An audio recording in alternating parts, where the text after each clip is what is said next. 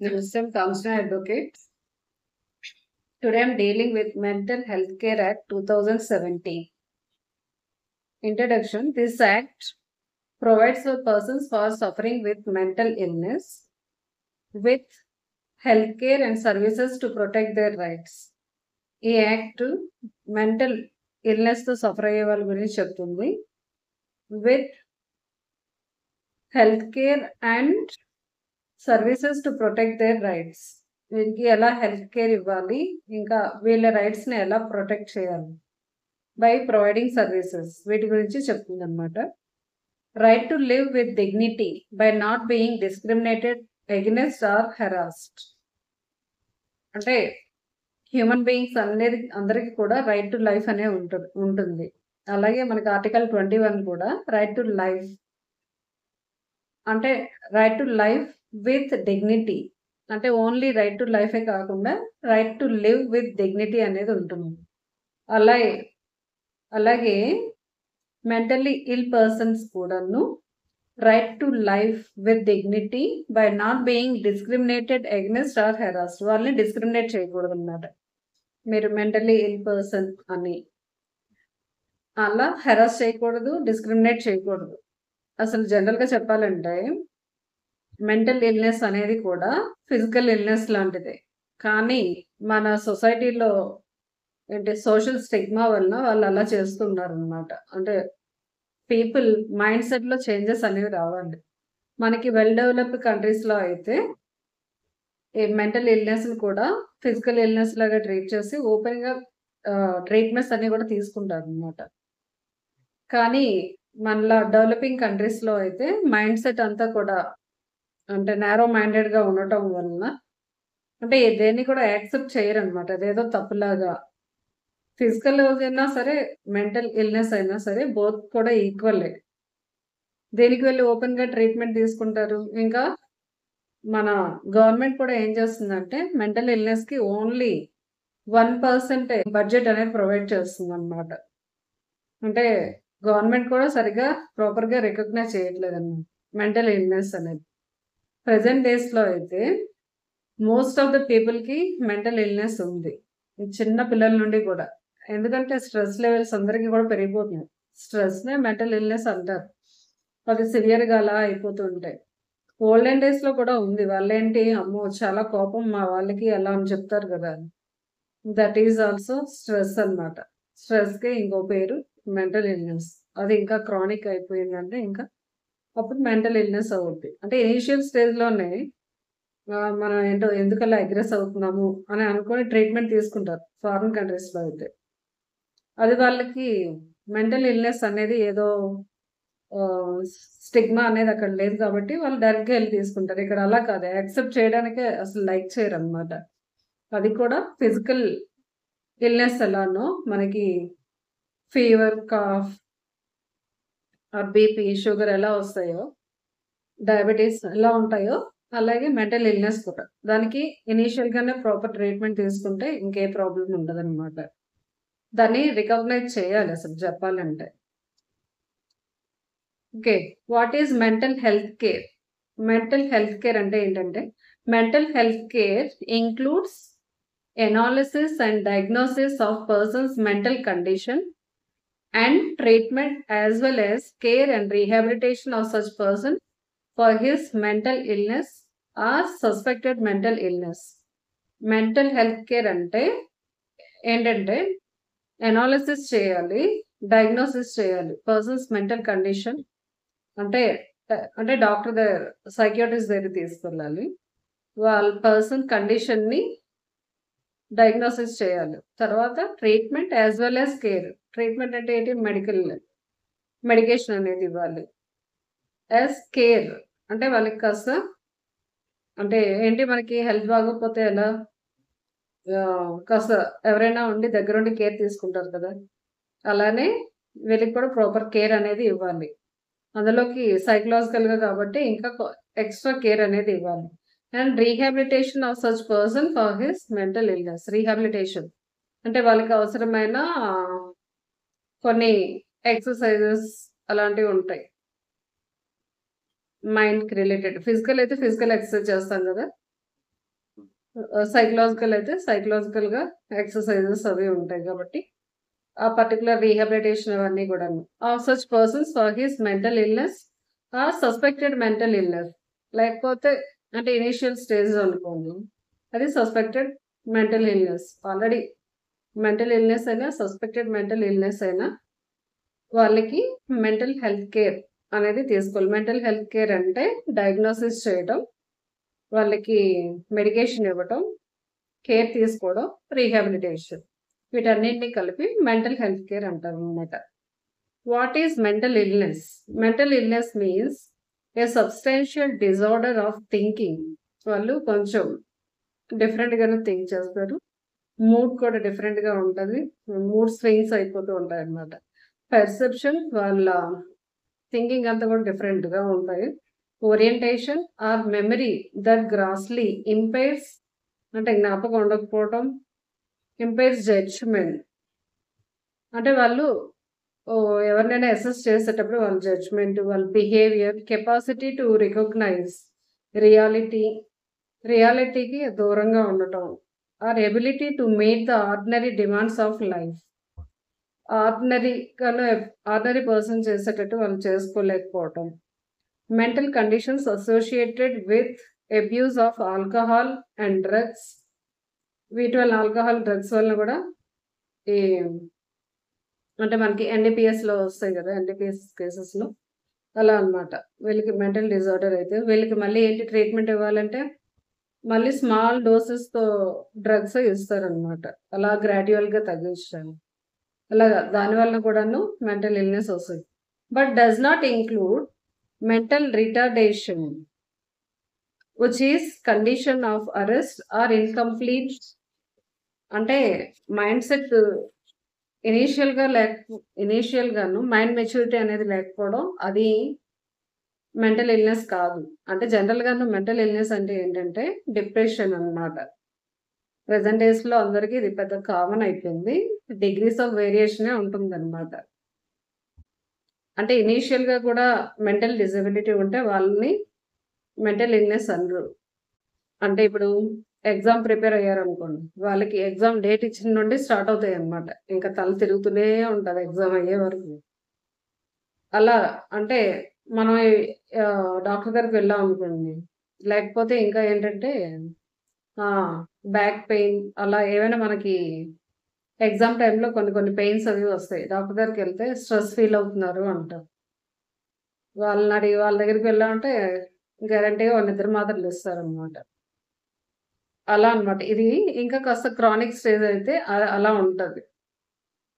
జనరల్‌గా చిన్న పిల్లలకైతే కాంపిటీటివ్ ఎగ్జామ్ ప్రిపేర్ అయ్యే వాళ్ళకి ఈ ప్రాబ్లమ్ అంతగా ఉండదు. వెరీ రేర్‌గా ఎక్కడో ఉంటది. మెయిన్ మ్యారీడ్ వాళ్ళు ప్రిపేర్ అవుతున్నారనుకోండి. లేకపోతే ఇలాగ జ్యుడిషియరీగా అనుకోండి. ఆల్రెడీ పెద్దవాళ్ళే అందరూ ఉంటారు కాబట్టి వీళ్ళకి లేడీస్ అయినా, జెంట్స్ అయినా ఇటు ఫ్యామిలీ మేనేజ్ చేయాలి, లేక ఫైనాన్షియల్ చూసుకోవాలి. ఇలాగ వీళ్ళకి స్ట్రెస్ లెవెల్స్ చాలా కొంచెం ఎక్కువగా ఉంటాయన్నమాట. ఈ వీటిల్ వీటిల్నే అలాగా ఇంకా క్రానిక్ అయ్యేటప్పుడు ఇలాంటి ప్రాబ్లమ్స్ వస్తాయి. కాబట్టి మనం కూడా మెంటల్లీ కాస్త స్ట్రాంగ్‌గా ఉండాలన్నమాట. Rights of persons with mental illness. వీళ్ళకి ఏ రైట్స్ ఉంటాయి? ఒకవేళ ఇల్‌నెస్ వచ్చినట్టయితే. Right to access mental health care. Mental health care అంటే ఏం చేస్తాం? డయాగ్నోసిస్ చేయాలి, మెడికేషన్ తీసుకోవాలి, కేర్ తీసుకోవాలి, రీహాబిలిటేషన్. వీటికి యాక్సెస్ అన్నమాట. అంటే ఏంటి యాక్సెస్ అంటే? ఆహ్, అవకాశం ఉండాలి. అంటే right as a matter of రైట్‌గా వీళ్ళు తీసుకోవచ్చనమాట. Right to community living. అందరితో కలిసి లివ్ చేసే రైట్ వాళ్ళకి ఉండాలి. Right to protect. Right to protection from cruel, inhuman and degrading treatment. Cruel treatment ఉండకూడదు వీళ్ళ మీద. ఇన్‌హ్యూమన్ ట్రీట్మెంట్ ఉండకూడదు. డిగ్రేడింగ్ ట్రీట్మెంట్ అంటే ఇల్‌నెస్‌తో ఉన్నారు అని డిగ్రేడ్ చేసేటట్టు అలా ట్రీట్ చేయకూడదు. వీటిల నుండి ప్రొటెక్షన్ మాట. Right to protection from cruel, inhuman and degrading treatment. Right to equality and non discrimination. అంటే వీళ్ళని కూడా ఈక్వల్‌గా ట్రీట్ చేయాలి. అండ్ నాన్ డిస్క్రిమినేషన్ అనేది చేయకూడదు. రైట్ టు ఇన్ఫర్మేషన్, వాళ్ళకి కావాల్సిన ఇన్ఫర్మేషన్ దేని గురించైనా వాళ్ళకి ఇవ్వాలన్నమాట. రైట్ టు కాన్ఫిడెన్షియాలిటీ, ఒకవేళ ట్రీట్మెంట్ ఏమైనా తీసుకుంటే పబ్లిసిటీ ఏమి చేయాల్సిన నెసెసిటీ లేదనమాట. కాన్ఫిడెన్షియాలిటీ మెయింటైన్ చేయాలి. Right to access medical records, అంటే వీళ్ళకి ట్రీట్మెంట్ తీసుకునేది దేనికి తీసుకుంటున్నారు అవన్నీ కూడా తెలుసుకునే రైట్ వాళ్ళకి ఉందన్నమాట. Right to personal contacts and communications, ఎవరితోనైనా పర్సనల్ కాంటాక్ట్ చేయడానికి, కమ్యూనికేషన్ చేయడానికి వీళ్ళకి రైట్ ఉంటుంది. రైట్ టు లీగల్ ఎయిడ్, అవసరమైతే ఫ్రీ లీగల్ ఎయిడ్ అనేది కూడా ఉన్నాయి. ఇవన్నీ కూడా right of persons with mental illness persons rights అన్నమాట. Right to access mental health care, right to community living, right to protection from cruel, inhuman and degrading treatment, right to equality and non discrimination, right to information, right to confidentiality, right to access medical records, right to personal contacts and communication, and right to legal aid. Okay, next section 95, prohibited procedures. కొన్ని procedures follow avukudadu annamata. Following treatment shall not be performed on any person with mental illness. ఇలాంటి treatment అసలు వాళ్ళ మీద చేయకూడదు అనమాట. Convulsive therapy without the use of muscle relaxants and anesthesia. Electroconvulsive therapy, ఇది చేయటానికి anaesthesia అనేది ఇచ్చిన తర్వాత చేయాలన్నమాట. అనెస్థీషియా ఇవ్వకుండా చేయకూడదు. అంటే కొన్ని ఎలక్ట్రానిక్ రేస్ అవి లోపలికి పంపిస్తారనమాట ట్రీట్మెంట్కి. వీటికి ఏంటంటే అనెస్థీషియా ఇచ్చిన తర్వాతనే చేయాలి, ఇవ్వకుండాను చేయకూడదు అనమాట, పెయిన్ఫుల్గా ఉంటుంది కాబట్టి. ఎలక్ట్రో కన్వల్సివ్ థెరపీ ఫర్ మైనర్స్కి ట్రీట్మెంట్ అసలు ఇవ్వకూడదు. Sterilisation of men or women when such sterilisation intended as a treatment for mental illness. అంటే స్టెరిలైజేషన్ అంటే ఫ్యామిలీ ప్లానింగ్ అనమాట. అంటే వాళ్ళ ఫెర్టిలిటీని తగ్గించటం, తీసేయటం అనమాట. అలాంటిది చేయకూడదు అనమాట ఈ ట్రీట్మెంట్ ఇచ్చేటప్పుడు. Chained in any manner or form whatsoever, అంటే చైన్లతో కట్టేయడం అలాంటివి అన్ని చేయకూడదు. ఏం చేయకూడదు అంటే కన్వల్సివ్ థెరపీ, అనెస్థీషియా ఇవ్వకుండా చేయకూడదు. కన్వల్సివ్ థెరపీ మైనర్స్కి చేయకూడదు. స్టెరిలైజేషన్ ఫర్ మెన్ ఆర్ ఉమెన్కి చేయకూడదు. ఇంకా చైన్లతో కట్టేయటాలు అవి చేయకూడదు అనమాట. Section 115, presumption of severe stress in case of attempt to commit suicide. అంటే ఎవరైనా సూసైడ్ చేసుకున్నారంటే కోర్ట్ ఎలా ప్రెజ్యూమ్ చేయాలంటే సివియర్ స్ట్రెస్ వల్ల చేసుకున్నారని కోర్ట్ ప్రెజ్యూమ్ చేయాలి అని సెక్షన్ 115 చెప్తుంది అనమాట. Notwithstanding anything contained in section 309 of Indian penal code. 309 Indian penal code లో చెప్పే అంటే attempt to commit suicide is punishable under 309. దాంతో సంబంధం లేకుండా any person who attempts to commit suicide shall be presume. ఒకవేళ ఎవరైనా suicide చేసుకోవడానికి attempt చేస్తే వాళ్ళని shall be presume unless contrary otherwise proved to have severe stress. ఒకవేళ అంటే court initially shall presume that they have committed suicide due to severe stress. అందుకని and shall not be tried and punished the said code under the said code. కాబట్టి వాళ్ళని try చేయకూడదు, punish చేయకూడదు అని section 115 చెప్తుంది అనమాట. అంటే decriminalisation of suicide, attempt to commit suicide. Appropriate government shall have duty to provide care, treatment and rehabilitation to a person. Appropriate government అంటే state government are union territories appropriate government అవుతాయి, ఎందుకంటే health department అనేది స్టేట్లోకి వస్తుంది కాబట్టి. Having severe stress and attempt to commit suicide to reduce a risk of recurrence of attempt to commit suicide.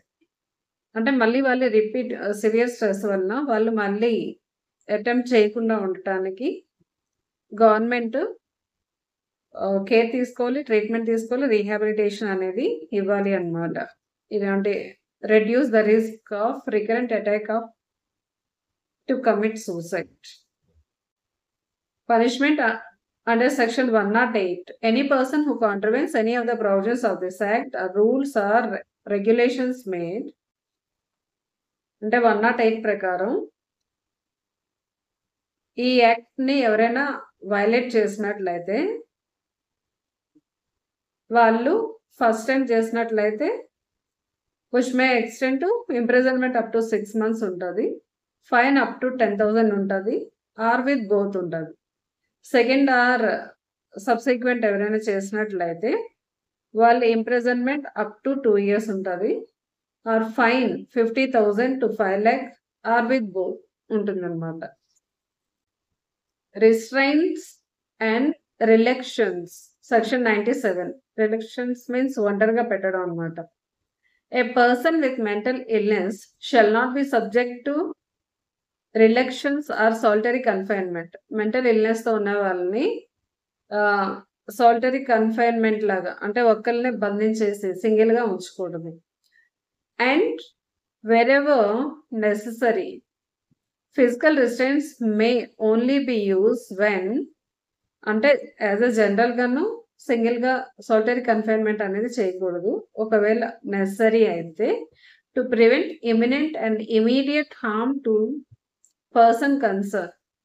ఇంకా ఎవరికైనా immediate గాను harm ఉంది అని అనుకోండి, పక్కన ఉన్న వాళ్ళని హర్ట్ చేయడం, ఏదైనా లైఫ్ థ్రెట్ అలా ఉంటే అప్పుడు సాలిటరీ కన్ఫైన్మెంట్ ఇవ్వచ్చు అనమాట.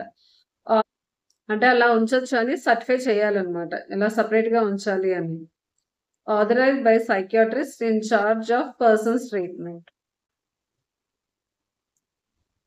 Role of police officer, section 100.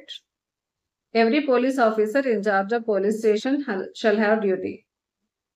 Officer in charge of police station ki duty అనేది ఉంటదన్నమాట. To take care under protection of any person found wandering within the limits of police station. వాళ్ళ police station jurisdiction లో ఎవరైనా తిరుగుతున్నారు అనుకోండి, when the officer has reason to believe has mental illness, ఆ police officer కనిపించింది అనమాట ఇతని some mental illness తో ఉన్నారు అని బిలీవ్ చేసిన, and is incapable of taking care of himself అంటే తనకి తాను ప్రొటెక్షన్ ఇచ్చుకోలేకపోతున్నారు అనే సిచ్యువేషన్ లో ఉన్నాడు. అలాంటి సిచ్యువేషన్ లో police officer in charge of police station కి రెస్పాన్సిబిలిటీ ఉంటుంది అనమాట. To next one or to take under protection any person with in the limits of police station when the officer has reason to believe to be risk to himself are others by reason of mental illness. ఇంకా protection లోకి ఎప్పుడు తీసుకుంటారంటే any person with in వాళ్ళు jurisdiction లో ఉన్న mental ఇల్ person ని ఒకవేళ తన వల్ల risk to himself are others వాళ్ళ వల్ల వాళ్ళకి ఉన్నా సరే, ఆర్ వాళ్ళు అదర్కి హర్ట్ చేస్తారన్న అలాంటి సిచ్యువేషన్ లో కూడా వీళ్ళని టు టేక్ అండర్ ప్రొటెక్షన్ కస్టడీలోకి తీసుకుంటారన్నమాట. A police officer in charge of police station shall report to the magistrate if he has reason to believe that mentally ill person is being ill treated or neglected. ఇంకా ఏంటంటే police officer in-charge of police officer report చేయాలన్నమాట magistrate కి, if he has reason to believe that the mentally ill person is being ill treated or neglected. ఒకవేళ neglect చేస్తే magistrate కి inform చేయాలి. Ill treatment చేసినా సరే మెజిస్ట్రేట్ కి ఎవరైనా మెంటల్లీ ఇల్ పర్సన్ మీద ఇల్ ట్రీట్ చేస్తే దాన్ని మెజిస్ట్రేట్ కి ఇన్ఫార్మ్ చేయాలన్నమాట. Section 309 of Indian penal code, attempt to commit suicide.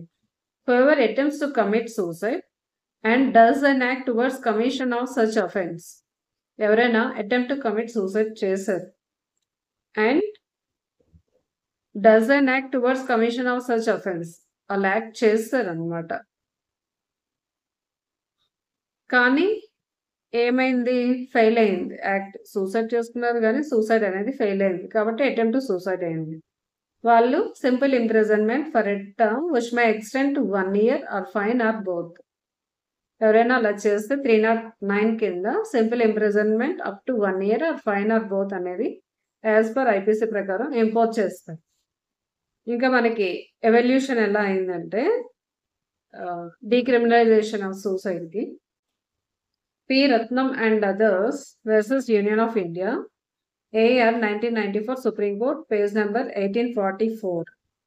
ఇందులో సుప్రీం కోర్ట్ ఏం చెప్పిందంటే article 21 right to life includes right to die. కాబట్టి attempt to commit suicide also comes under fundamental right. కాబట్టి section 309 of Indian penal Code is unconstitutional అని చెప్పిందనమాట. దాని తర్వాత Gian Kaur versus State of Punjab 1996 Supreme Court. Supreme Court held that Article 21 contains only positive right to life and not negative right to die. కాబట్టి section 309 is constitutional అని మళ్ళీ తర్వాత ముందు దాన్ని పి. రత్నంని ఓవర్ రూల్ చేస్తుంది అనమాట. ఆ తర్వాత ఇప్పుడు latest Aruna Shanbhag versus Union of India AR 2011 supreme Court page number 1290. Supreme Court opined that a person attempts to suicide only when he emotionally disturbed. ఎందుకంటే సూసైడ్ చేసుకుంటారు వాళ్ళు ఎమోషనల్లీ డిస్టర్బ్ అయ్యారు కాబట్టి. So punishing such a person under 309 is inhuman. అలాంటి వాళ్ళని punish చేయడం అనేది inhuman అవుతుంది. So directing the Union of India to see whether section like 309 of IPC is required in India. కాబట్టి ఒకసారి యూనియన్ ఆఫ్ ఇండియాకి సుప్రీం కోర్టు కన్సిడర్ చేయమని ఒక రికమెండేషన్ అనేది చేసిందనమాట. ఇంకా మనకి 309 అనేది ఇండియాలో అవసరమా అని.